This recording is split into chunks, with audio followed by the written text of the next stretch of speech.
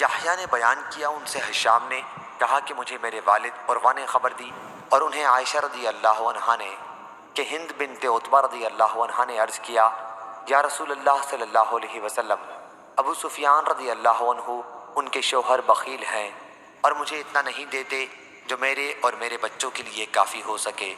हाँ, अगर मैं इनकी लाइल्मी में उनके माल में से ले लूँ तो काम चलता है।